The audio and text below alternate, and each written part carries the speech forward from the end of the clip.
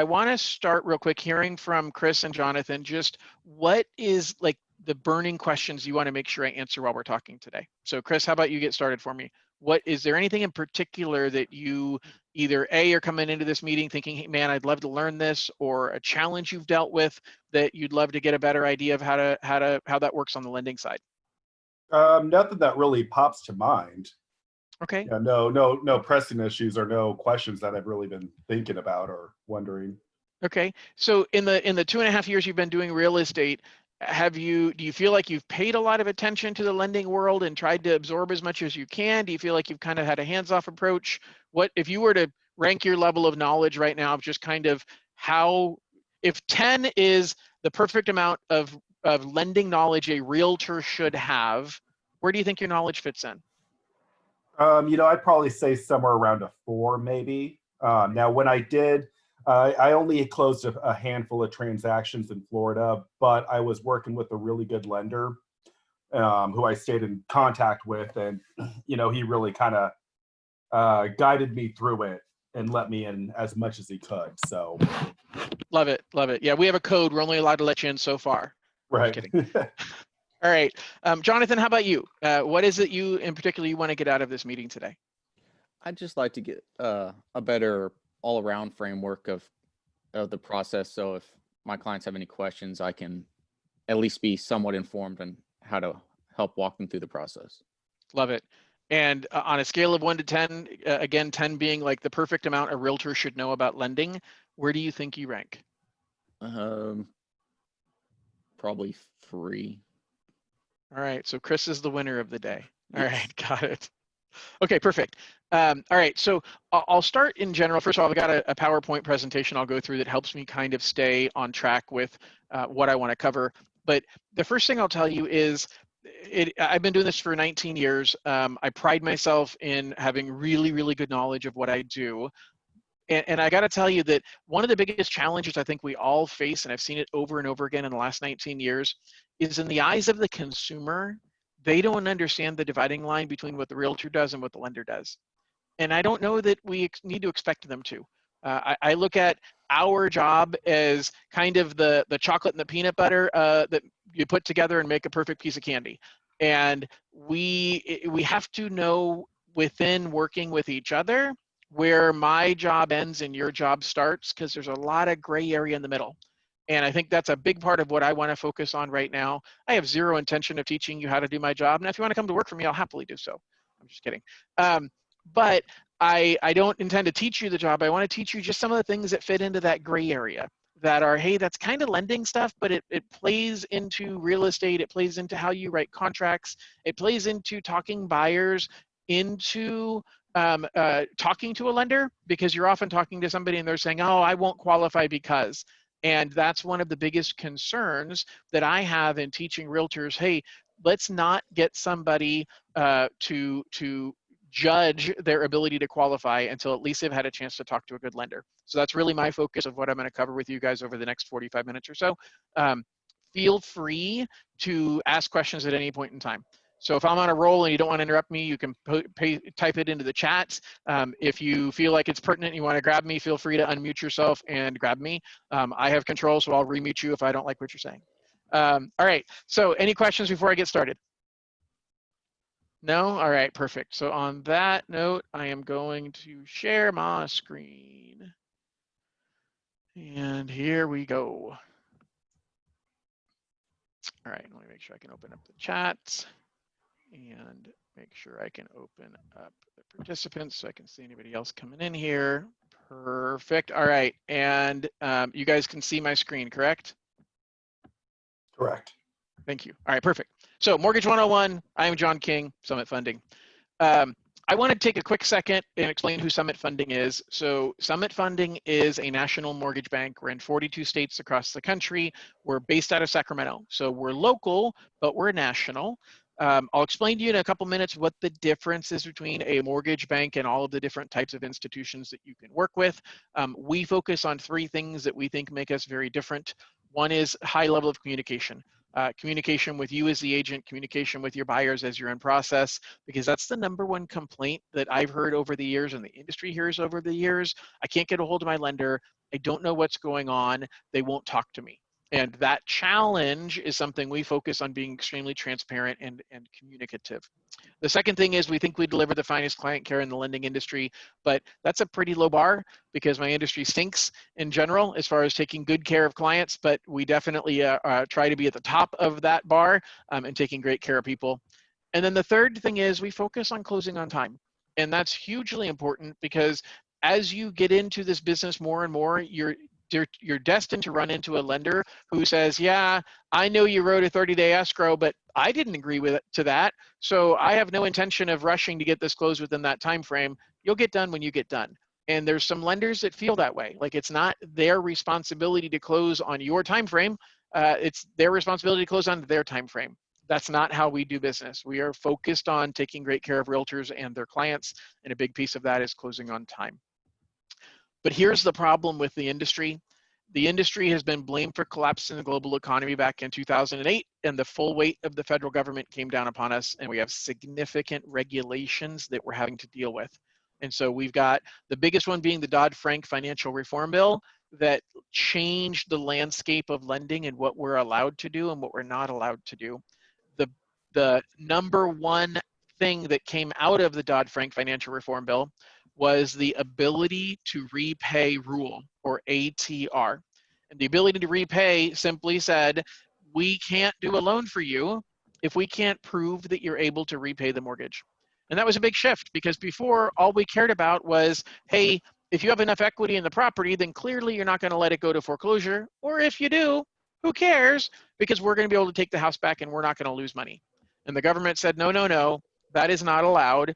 We've got to make sure that somebody can repay the mortgage. So that's a huge piece of what we're doing when we're qualifying somebody. Income is extremely important. And it's not something that we can ignore because you have great credit. We can't ignore because you have a big down payment. Our requirements from the federal government mandate that income is always considered. So that's something hugely important to pay attention to. What we're dealing with right now is a whole bunch of new concerns. The reality is, for both of you, haven't been in long enough to kind of see all the different cycles that we go through. But there are a lot of challenges that we're dealing with right now when it comes to the market itself, and the loan programs that are available have been severely contracted. Now, the good news is that we're starting to see some of those programs come back. We're starting to see access to products that we lost 2 months ago. As a matter of fact, I'm waiting today to get news from our corporate office that we're going to add a bunch of new products on Monday that we had lost. Things like down payment assistance loans that we couldn't do for the last 60 days, we're now going to be able to do again. Same holds true for jumbo loans. We've got some of those available, and I'll explain all of that stuff to you as we go forward. All right, hold on one quick second here.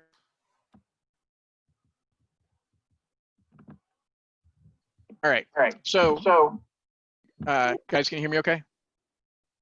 Yeah, I can hear you. Perfect, thank you. All right, okay. So what I want to talk about right now is I want to talk about the types of lenders, because it's really important to you to understand who your client is dealing with and who you're dealing with. And so the first type of lender is the big banks. We all know the names of the big banks. And the big banks, I used to work for a big bank. I worked for Wells Fargo for 9 years, great company. I learned a whole lot working there. The challenge with the big bank is they work in so many different business lines that they get to decide how important mortgage is to them. And if mortgage is out of favor, like it is right now, they start pulling resources away from mortgages. They also start adding extra guidelines that say, hey, we're a little more worried about whether or not these mortgages are going to perform in the long term, whether we're going to get paid back. And so we're going to significantly increase the minimum credit score, or we're going to significantly decrease the maximum debt to income ratio, how much we'll let them spend. So the big banks add what we call overlays, which is a significant restriction to the guidelines that come from the loan program. They also, again, have challenges because their staffing levels can go up or down depending upon whether they want to put resources behind mortgages or behind investment products or other things. So big banks have that as a challenge. Summit Funding is a direct lender. So we are getting our money directly from Fannie Mae, Freddie Mac, FHA, and VA. And that's interesting that a lot of people say, well, gosh, John, I'd rather go to the big bank because they're using their own money. So you have to go through Fannie Mae or Freddie Mac and the bank is lending their own money. It's actually not true. With the exception of jumbo loans, banks are not loaning their own money because they can lend that money on credit cards. They can lend that money on other types of loans that pay a significantly higher interest rate for them. And they don't want to compete with the federal government because the federal government is buying interest rates or buying loans at a significantly reduced interest rate, and there's no need for them to compete. So they're not lending their own money. That's probably one of the more important things I want to point out in this area is big banks are not lending their money. They're lending money from the same sources I'm going to, which is Fannie Mae, Freddie Mac, FHA, VA, and USDA. So as a direct lender, we're going direct, we're selling those loans to those entities, and we're servicing them ourselves. The difference that most people don't understand is the owner of the debt is not the company that services your loan. Two totally different things. So we sell your debt because we don't have a deposit base to loan from. And even if we did, like the big banks, we don't want to. But we retain the servicing of the loan. Now, we just started retaining the servicing of all of our loans about 2 months ago.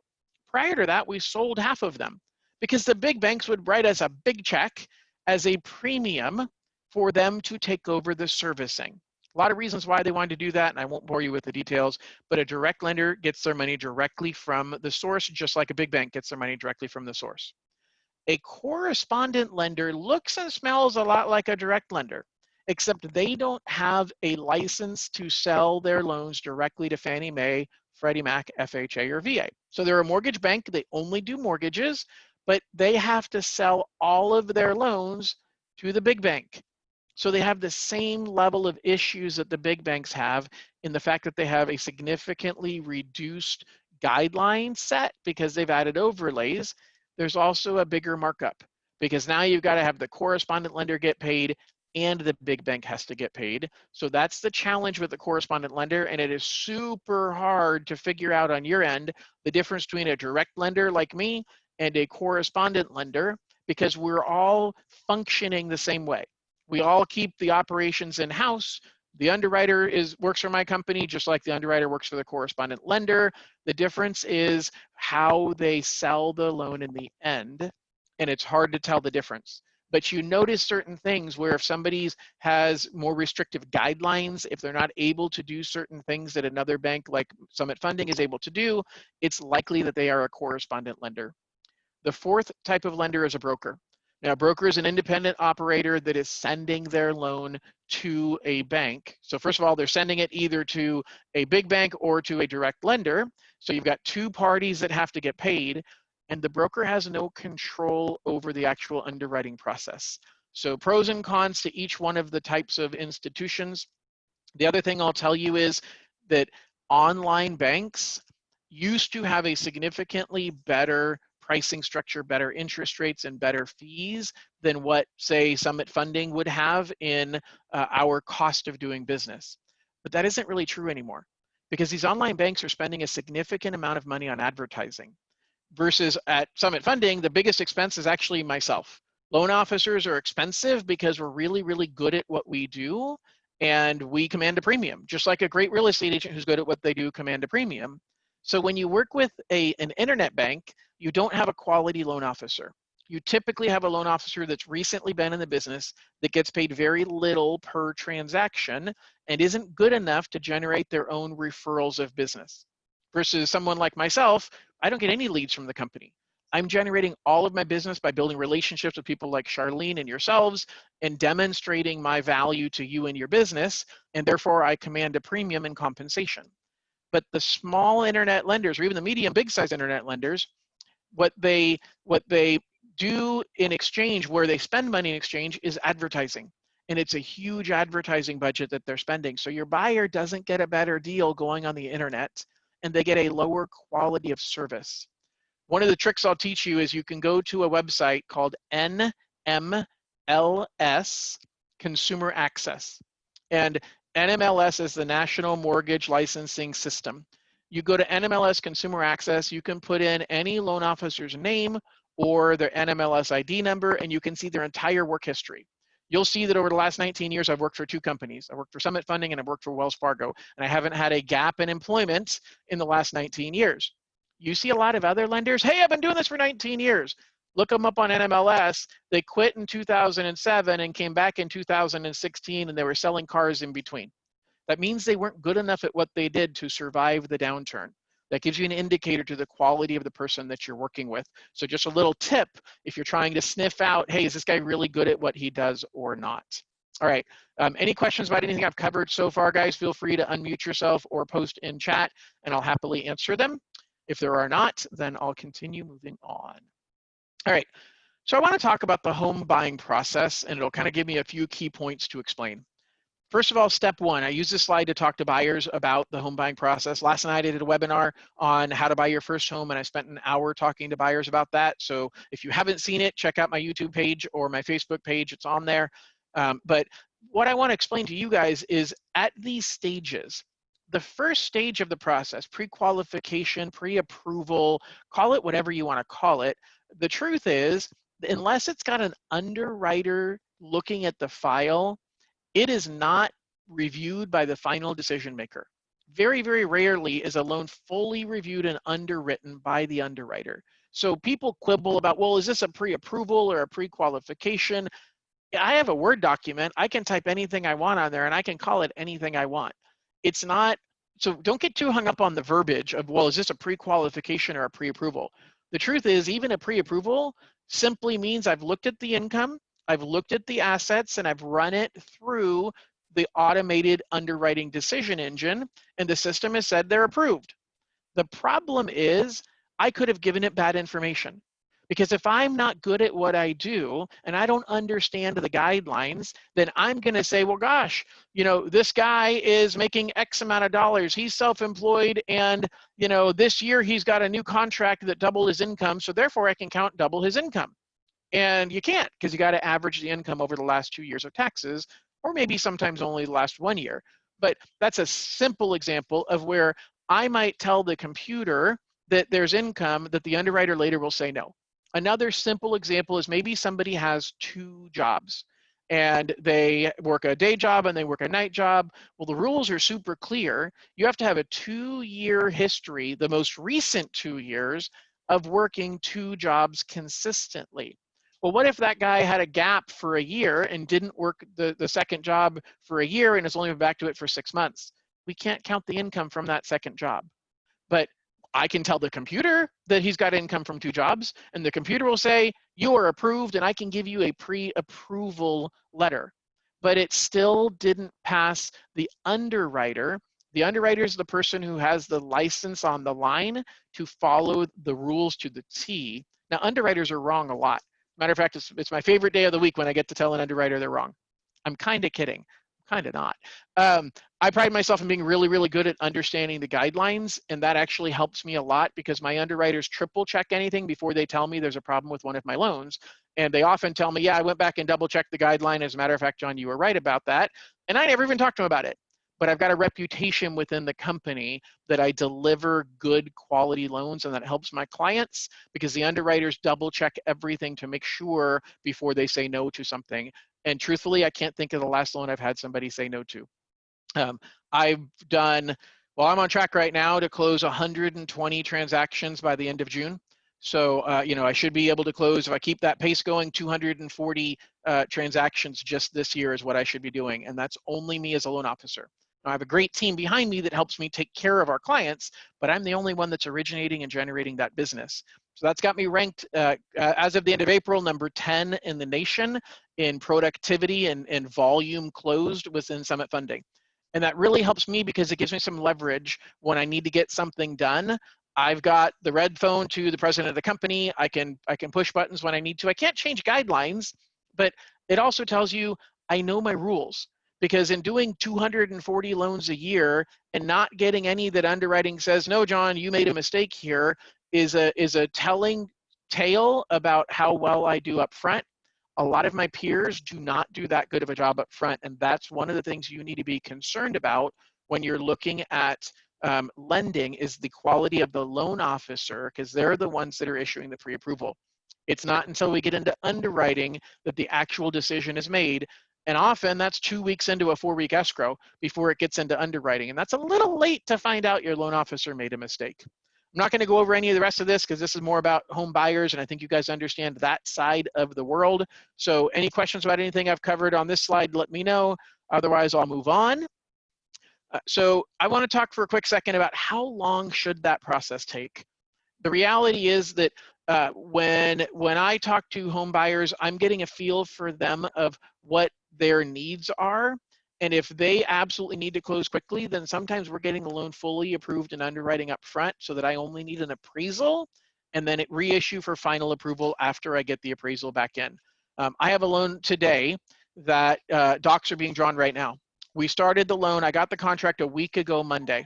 So I am literally what, 9 business days into the transaction, and we got it done quick. So we didn't need an appraisal because Fannie Mae's system and Freddie Mac's system has built into it the ability to waive the need for an appraisal. Now it's based on 2 things. It's based upon what the home buyer's credit and overall profile look like. So if you have great credit, you have a good down payment, you have good income, that's part of it. And the other part of it is they're researching comps, because every appraisal that has ever been done over the last 3 years has been uploaded into the portal that belongs to Fannie Mae and Freddie Mac. So every day they know what every other appraisal was done in the United States. That data is being compiled into their computer system. So that allows them to say, you know what, this is a low risk transaction. We're going to wave the magic wand and waive the need for an appraisal to be completed on this transaction. Here's the other thing that system does. It pits the appraiser against other appraisers. So when the appraiser is going out and looking at a home and saying, gosh, the closest I have is a house that is, you know, a mile away, but it's got 4 bedrooms and my house has 6 bedrooms. And so the appraiser has to guess and say, I think those extra 2 bedrooms are worth $20,000. But the Fannie Mae system knows that other appraisers in the area only gave an average of $5,000 in value per bedroom. I'm making up the numbers here, guys, just for the concept is what I'm trying to teach. And it says, it gives feedback to us as a lender saying, hey, go check with the appraiser because we don't like his adjustments. We think he over adjusted for the value of what those extra 2 bedrooms are worth because other appraisers have only given X amount of value for that. Maybe they said a pool was worth 30 grand, and in that neighborhood, the average appraiser said a pool is worth an extra 20 grand.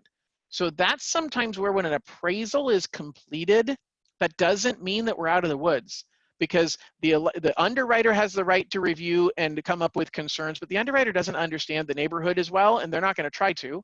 The underwriter doesn't see all of the other appraisals in the same neighborhood, but Fannie Mae and Freddie Mac's computer system does. And that means that you're going to need to wait and make sure that we've seen our findings on what's called CU, or collateral underwriting. And I'll explain in a minute about DU, or desktop underwriting, but CU is collateral underwriting.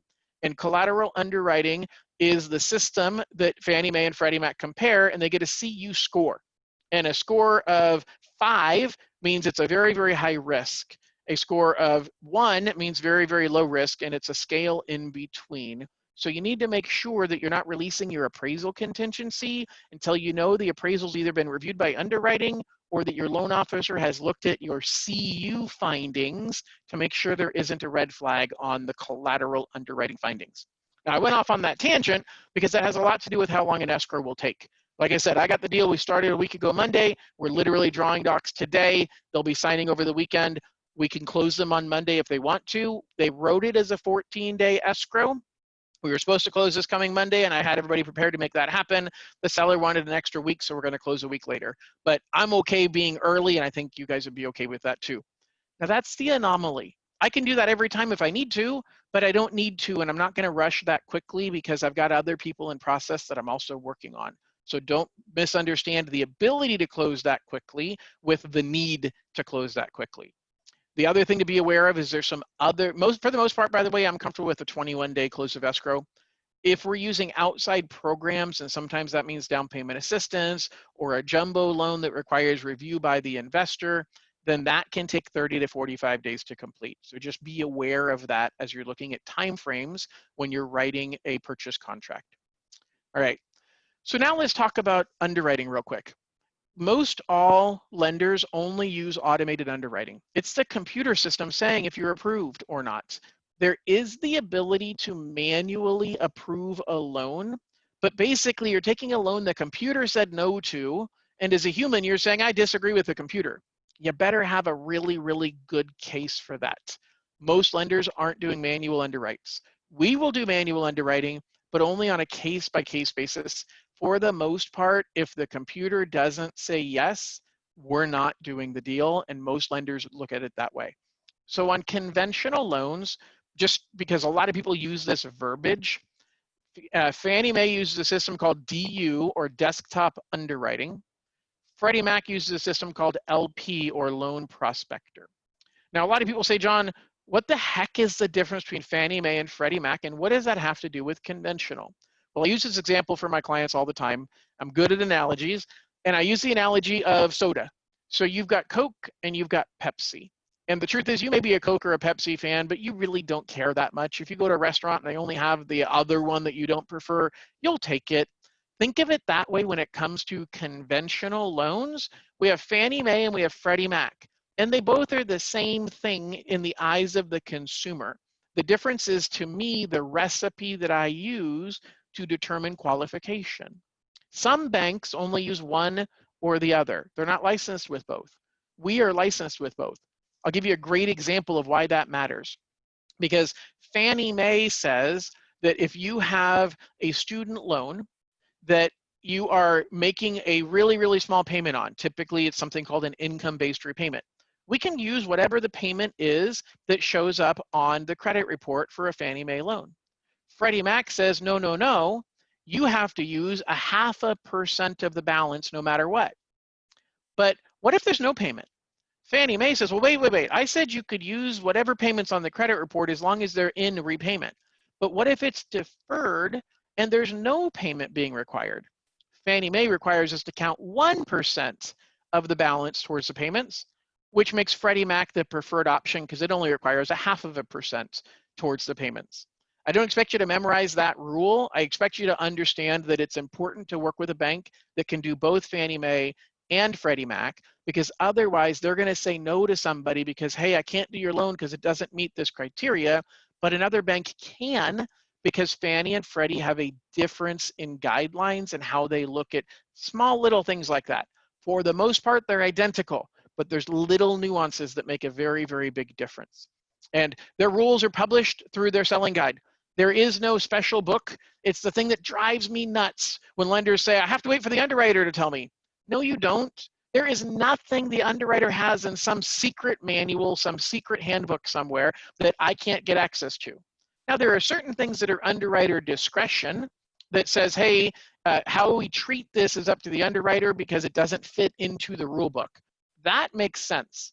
But for the most part, the rules are written ahead of time, and you find those in the selling guide and the eligibility matrix. FHA, same thing. They have their guidebook. VA has their guidebook. The biggest thing you need to worry about is overlays. That's when the bank says we're going to be more restrictive than what the guidelines are, and overlays vary from bank to bank. Now, for the most part, Summit Funding doesn't have overlays until the last 60 days because the market has become very wonky and there's been a lot of things that we've restricted, but we're still more aggressive than most of my peers. I'll give you an example. On FHA, we used to go down to a 550 credit score. We raised our requirement to 620 back at the end of March. I'm expecting an announcement today that on Monday, we're going to go back to a 580 credit score. Now, there's some extra rules that we have that we're going to add when you're at that lower end of the range. Those are called overlays. But we're relaxing a lot of those overlays as we move forward through this pandemic and things start calming down a little bit more. But be careful because overlays vary from bank to bank. If you're working with a good loan officer, we'll be very forthright. Hey, this is an overlay that I have. I don't know if other banks have it or not. FHA says this deal can be done, but I can't do it. That's an accurate statement sometimes, and a loan officer with integrity is going to tell you that.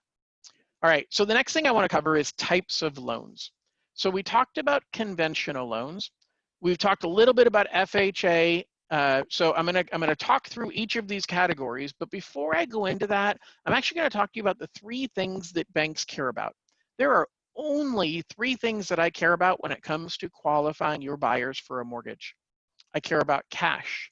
Now, cash is a 4-letter word, not just literally, but figuratively. When it comes to green pieces of paper with pictures of presidents, that is a bad thing. So you want to make sure your buyers are not moving cash into their bank account. Now, I don't care if they take cash out, but don't put it back. That is the most important rule. Don't get a gift from mom, where mom pulls cash out of her bank and hands it to you and you put the cash in your bank. I don't care if mom pulled out exactly $5,000 from one bank and you walked across the street and 12 minutes later you deposited exactly $5,000 in cash. Even if I can prove that those 2 things happened, it still doesn't prove it's the same money. That $5,000 from mom could have been coincidentally withdrawn, and you're now depositing $5,000 that you took as a cash advance on a credit card, or that you borrowed from somebody you have to pay back, or the seller gave you to ignore the problem with the foundation. Those are all reasons why we are worried about cash deposits. Do not let borrowers deposit cash. If they have cash, I tell people spend the cash. What you normally would spend on groceries and gas, I know what's gas, we don't even use that anymore, right? But what you normally spend on groceries and gas and all that kind of stuff, instead of putting that on your debit card or your credit card, pay cash for that. That way the money you get from your income, instead of it going out making those payments, it stays in the bank. Money that was deposited as earned income, we don't care that none of it was spent, because I've had some clients and even realtors say, John, your concept makes sense, except isn't the underwriter going to wonder why I'm only depositing in the bank and not withdrawing? No, we really don't care. So if you have cash, spend the cash, save the money in the bank that you're depositing through your paychecks. That's how we deal with cash. Aside from the 4-letter word cash, cash really refers to the money you have for down payment, closing costs, and reserves. Those are the 3 things cash comprises of: your down payment money, your closing cost money, and your reserves. And I'll cover closing costs and down payment in a couple of minutes. The next thing we look at is credit. Credit is a sliding scale. The better your credit, the better the deal you get. So there isn't, well, there is. There are minimums that say, hey, you have to be above this certain credit score to qualify for a mortgage. But it's really about what your credit is going to say about what interest rate you're going to get and what fees you're going to pay. Now, I have an amazing credit simulator that I help my clients go through and understand their credit. And as a matter of fact, I teach a really good class on credit. I've got one on my YouTube channel. I'm doing another one in 2 weeks live every Thursday night from 5:30 to 6:30. I do a live training for consumers. So you can check out those by going to rsvpwithjohn.com. And feel free to invite your clients and anybody else you know who could value that information that I teach. So credit is a sliding scale. Income is black and white. You either make enough or you don't. I don't care that you make 10 times more than you needed to make. I had a client say, John, I'm the owner of this company. I make $500,000 a year. My employee just bought a house and they get less hassle than you're giving me in buying my house. Well, the truth is, it doesn't matter how much money you make. It only matters that you make enough money. But when you don't manage your credit very well, that extra income doesn't make us feel better. As a matter of fact, it makes us feel worse, because it means that you've got the means to pay your bills, but you're not paying them on time. I'd actually feel better about a person who lost their job for 6 months and had bad credit because they couldn't afford to pay their bills than the guy who makes a whole bunch of money but just doesn't really care about paying his bills on time. So that's why income is just black or white. You either make enough or you don't. And it's super, super simple on our end to say, hey, if you don't make enough money, you can get a cosigner to help offset where you lack in income. But cosigners do not help with credit, because theoretically, if you've got great credit, you're going to find a way to pay your bills. But we can't approve you if you don't show the ability to repay. But when you have a cosigner and you've got great credit, it means, hey, If you're short and can't cover the payment, you're going to pick up the phone and call your cosigner and ask them for help making the payment. If you have bad credit, cosigners are not going to help because you don't care about paying the bill anyway. I know I'm being kind of rude the way I say that, but in the eyes of the lending world, you haven't demonstrated responsibility in paying your bills. So that's why income is the only thing that can be fixed with a cosigner. Credit cannot. All right, I've covered a lot, so I'm going to pause for a quick second. Chris, any questions or thoughts about anything I've covered so far? Nope. So far, so good. Perfect. Am I doing okay? Am I moving too fast, too slow, just right? Oh, just right. Perfect. Jonathan, give me some feedback, my friend. All good so far. All right, perfect. Charlene, how am I doing? I think it's excellent. I mean, just a lot to think of, and so I appreciate you taking the time to go through all of this. I have one question, and I don't know if this is the right place, but It's okay. one of the trainings that I send out to people and that I think is excellent is from Brent Gove. And one of the things he does is he shows that he used to do probably at his open houses is he has a form he has people fill out, which includes their social security number. And then he turns that over to his lender and to get the approval. And so he stays in control of that approval process the whole time. Okay. What is your thoughts on that? As a paralegal, I feel like collecting social security numbers is a place I don't want to go to. But yeah, I'm going to say this. Check with your broker to determine from the legal side on the real estate side of what your exposure is there. I have agents that want to do that. I have agents that say, you know what, I want you to fill in this information right now and we can get everything moving forward for you. And it's called a mini app or a little piece of paper we fill out. What I've done for my agents that like that concept is I have a mobile app that people can enter their information into. And so I've said, hey, how about if you share my mobile app with them and you have them do that while they're at the open house, and they can plug in their information right there. It takes 5 minutes to plug it in, or you can have the web page open on your laptop and you can have them plug it in that way. I like that better because it takes you out of the chain of custody of holding on to somebody's private information like their social security number, and yet you're capturing the information and getting their commitment right away. And I think that's the bigger part, is getting somebody's commitment to move forward and to move forward with you.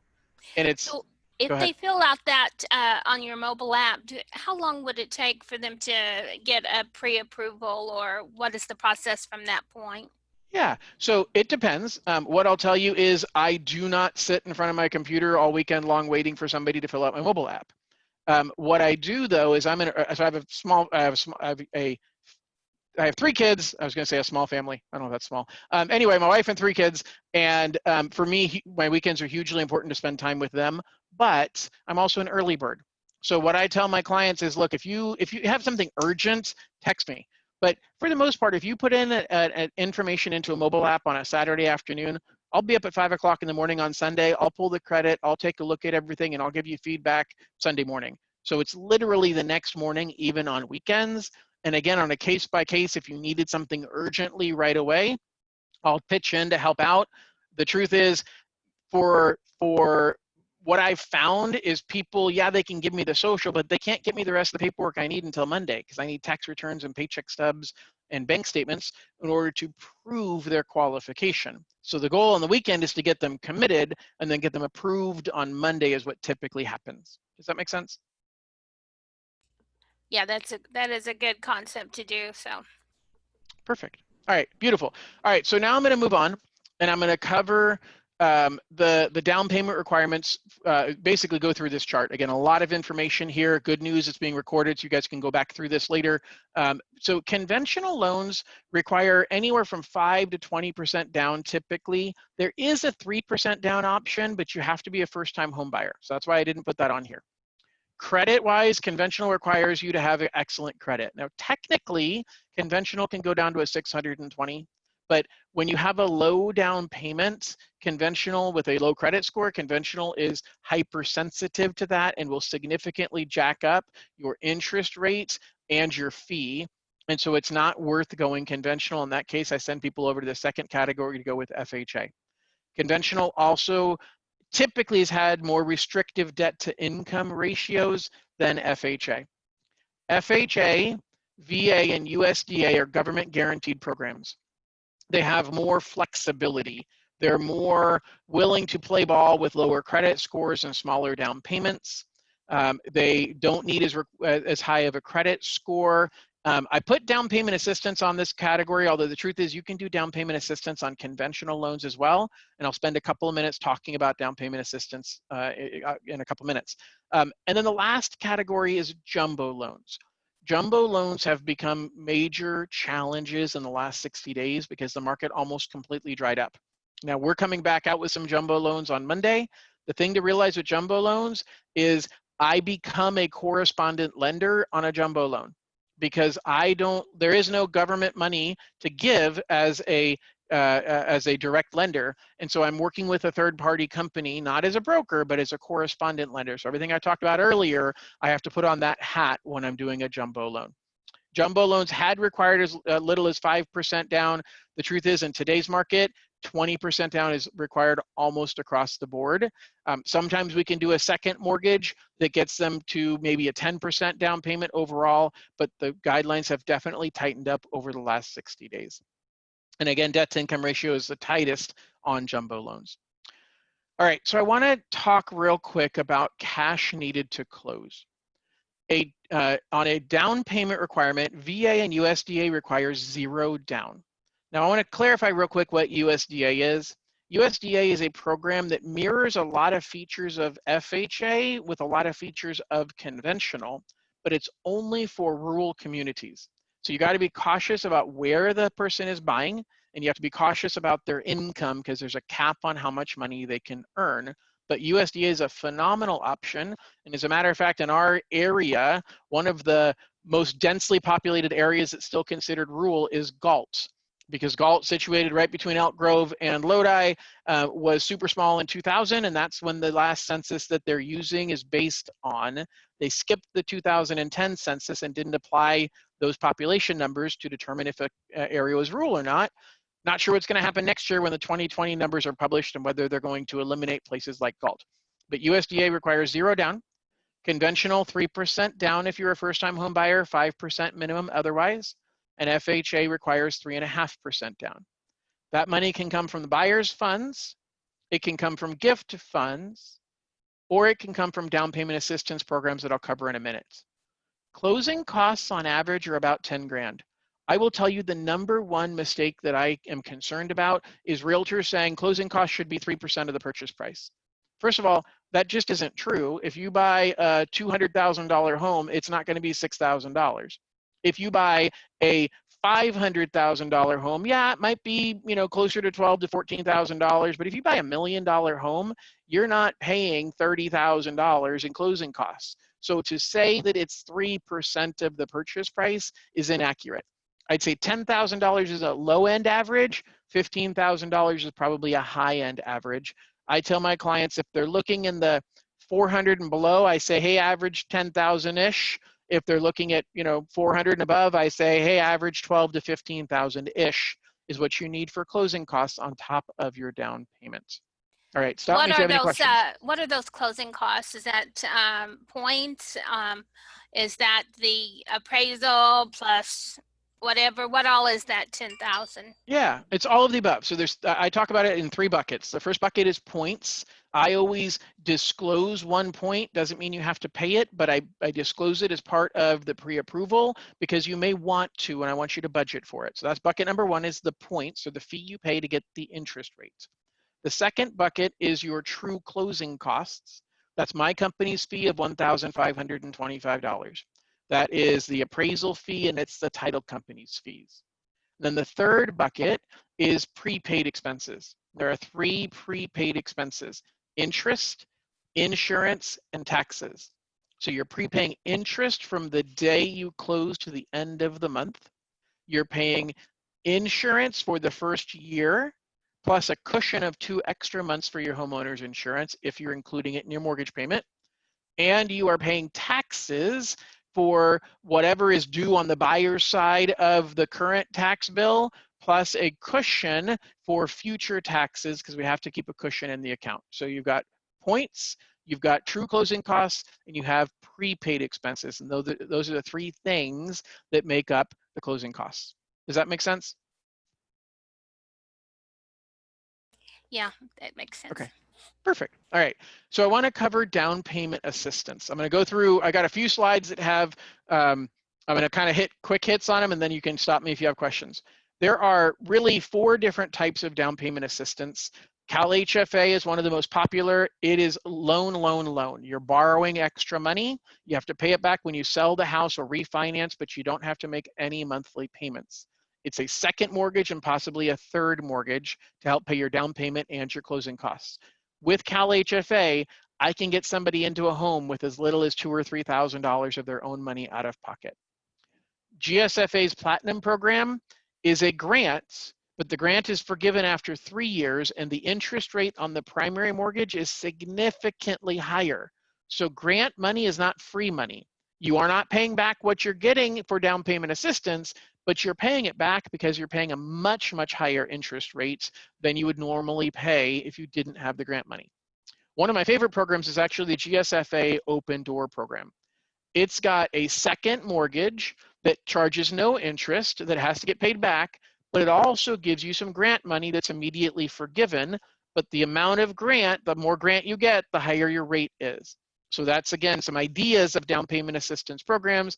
And then there are other programs that are run by the local municipality, the city or the county, and they're lending out local funds that they typically receive from the federal government that's only within their community that it can be used. So that might be a city, it might be a county.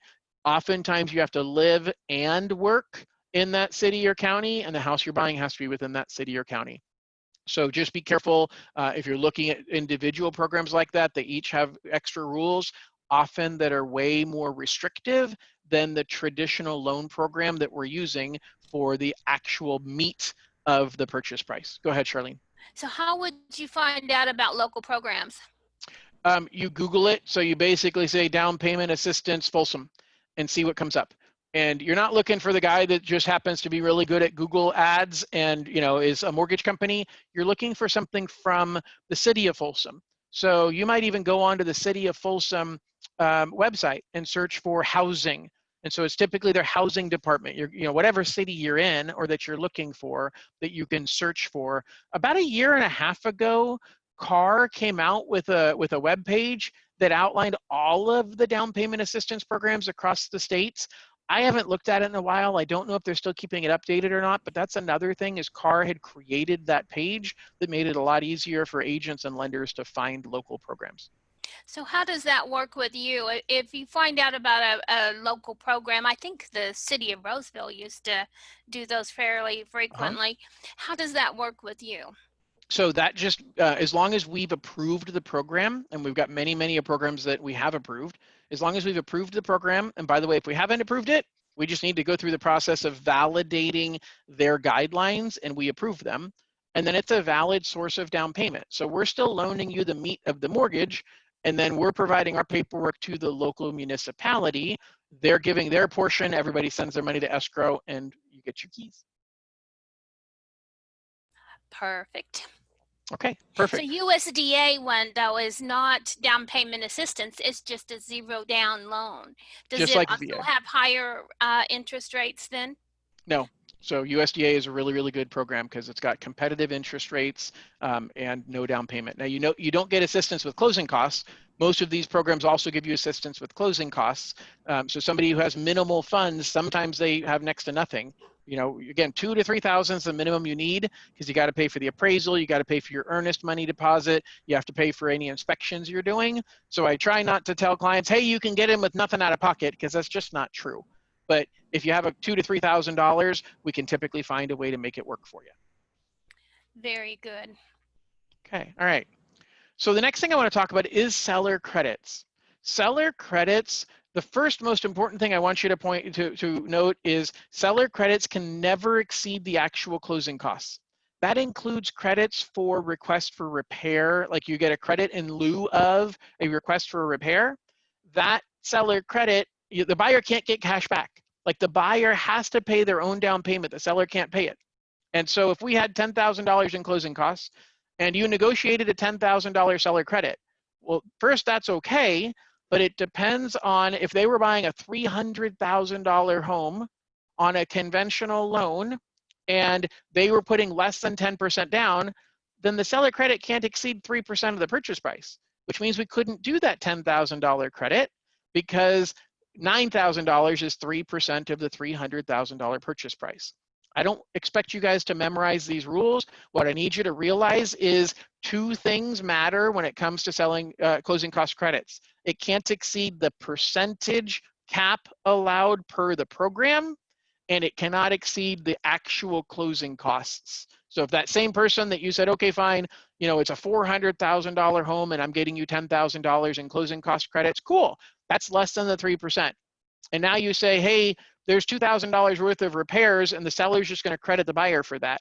Well, that's a problem if I only had $10,000 in closing costs to start out with, because even though the 3% says you can go up to 12 grand, I can't credit you $12,000 towards only $10,000 in closing costs. That $2,000 is nothing to spend it on. So that's really what I wanted to get through on this slide. All right. The next thing I want to talk about is mortgage insurance. It's a pretty confusing thing for consumers. Mortgage insurance is always required on a conventional loan when you're putting less than 20% down. But lenders like to do tricks with smoke and mirrors. And so the normal type of mortgage insurance people are used to is a monthly fee that shows up on your monthly payment. So you might have lenders saying, oh, I can do 10% down with no mortgage insurance. Well, they're charging mortgage insurance. It's just one of two other ways. It's either paid as a one-time fee by the borrower, in other words, a single fee instead of a monthly fee, or it's paid by the lender. In other words, we're paying for the insurance, but we're getting it back from you by charging you a higher interest rate.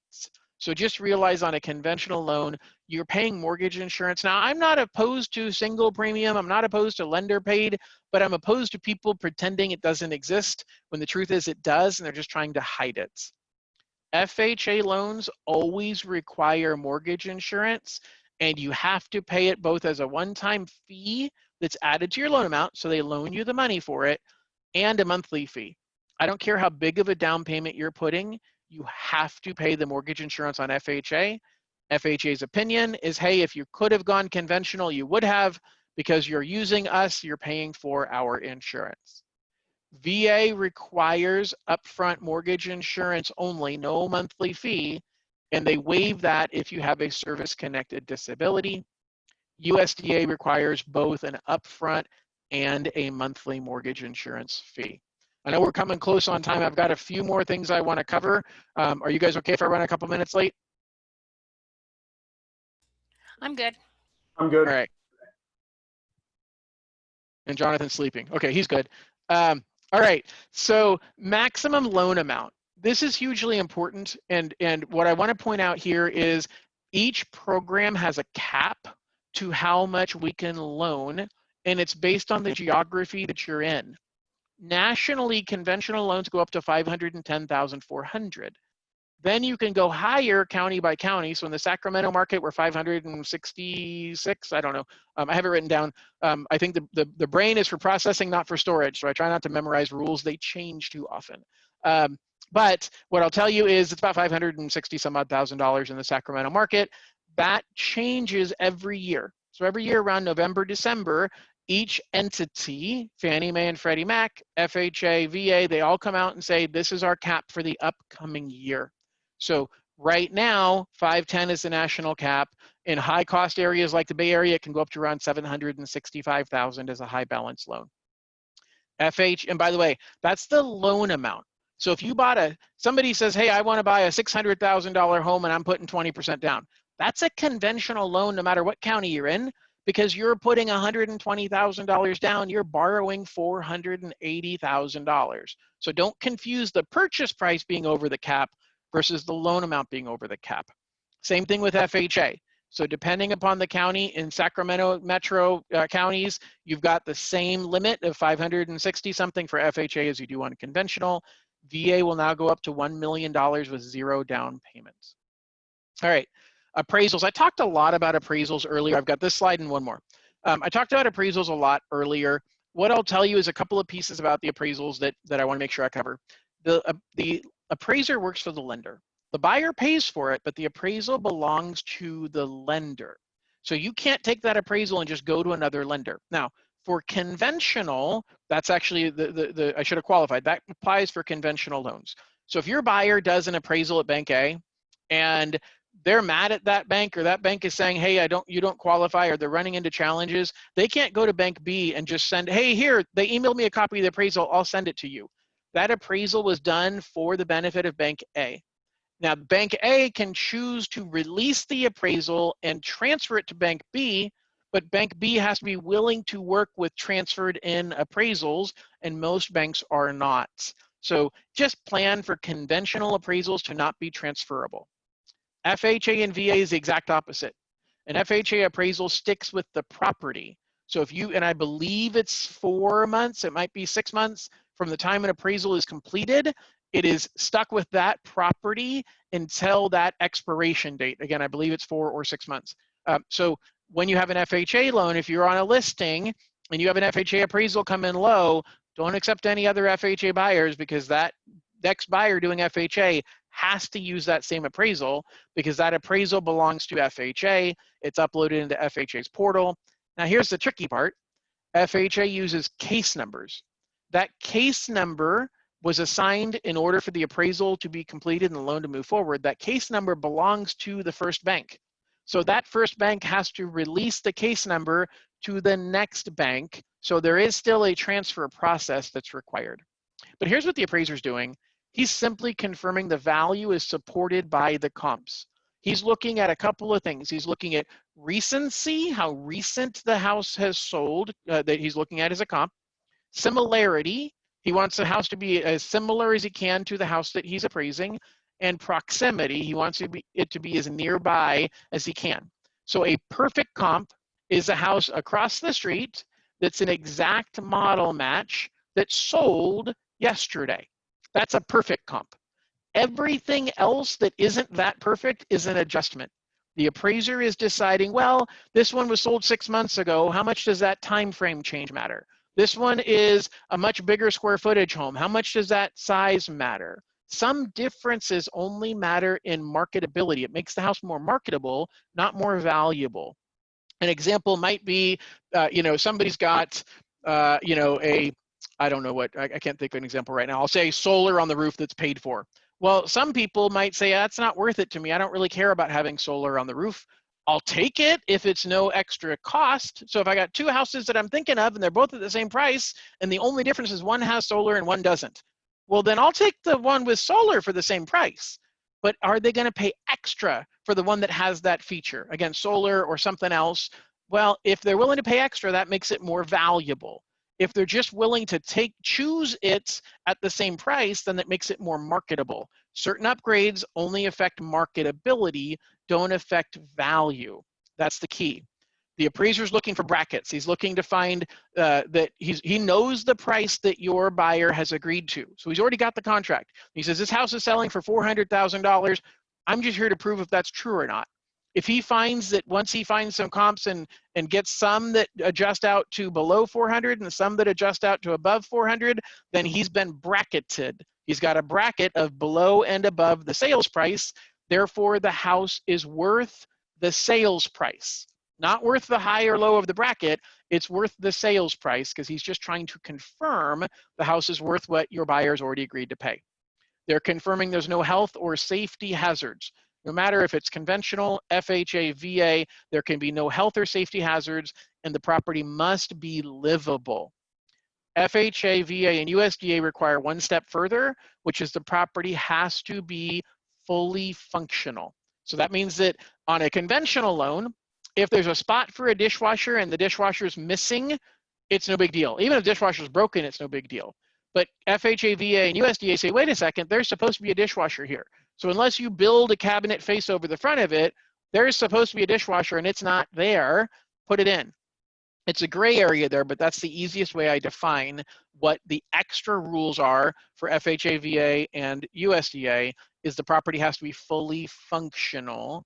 All appraisals require the house to have no health or safety hazards, but recognize an appraisal is not a home inspection. I think you guys know this, but you need to remind your buyers. The appraiser isn't testing every outlet. He's turning on a light switch. Cool, we have electricity. He's flushing a toilet. Cool, we have plumbing, but that doesn't mean he flushed every toilet, so you don't have a full home inspection being done by the appraisal. All right, the last thing I want to cover is interest rates. Very, very simply, guys, there is no one size fits all to interest rates, and it's the biggest challenge when it comes to my job and you helping us guide our buyers together, is buyers want to know what's today's rate. There's no such thing. They want to compare rates and say, well, my best friend got this rate and why am I getting that? Rates are unique to all of these circumstances. Literally, I've named 30 different things that impact the interest rate and fee that you're paying. But the most important thing for clients to understand is rate and fee are tied together. I can give you a super low rate, but I'm going to charge you a whole bunch of fees to get there, and that may not be the best thing for you. So just recognize that interest rate is not the end all be all. You've got to make sure that you're getting the right deal for the client. And sometimes that means taking a higher interest rate. It's really about getting super good advice and trusting the person that's giving you that advice. Gang, that wraps up what I wanted to talk about, other than the fact that I can't spell my name because I just realized I have two I's in King here. Anyway, I have a couple extra minutes. I know we're 6 minutes over. Does anybody have any questions about anything that I didn't cover or clarification on anything I did cover? Charlene, anything you want to add? Oh, Chris, I saw you unmute. No, I'm good. I think this has been very, very informative, and it'll help me kind of explain to clients the process a lot better. So I really appreciate you taking the time to do this for us. It is absolutely my pleasure. And please go check out my YouTube stuff because I've got a lot of videos like this. I've got a whole playlist of videos for realtors. I've got a whole playlist of videos for homeowners. Some of them are hour-long webinars. Some of them are 1 or 2 minute snippets. But I think that you'll get a lot of education from there as well. And if you go to YouTube and you just search for John Lone King, so youtube.com/John Lone King is actually where you'd go. I think you'd get a lot of value for yourself and your clients on my YouTube channel. All right. I am officially subscribed. Love it. Thank you very much. Charlene, how about you? Anything you want to add? No, I think you did a great job. You covered everything I think these guys really need to know. And starting out as an agent is how do you help somebody who has no money get into a home, and what is it really going to cost them, and what is the closing costs actually going to be. So I think you did an excellent job. I really appreciate everything. It is my pleasure, guys. I'll be posting this also on my YouTube channel under the realtor side. So if you have peers that would like to get this information as well, they'll be able to find it there. Jonathan, anything you want to add? Any questions? No, you did a really good job. I appreciate you taking the time out. Got it. And by the way, not only am I an educator, but I actually do mortgages as well. So feel free to refer any clients to me that you have that need mortgage services. I would love the opportunity to demonstrate how great I can take care of them also. All right, gang, I appreciate it. Charlene, I'll email you the link to this once I get it posted on YouTube, and you can share it to anybody else you want to. All right? All right. Hey, thank you very much. Thank you. You're welcome. Thanks, everybody. Have a great day. You too. Bye-bye. Bye-bye.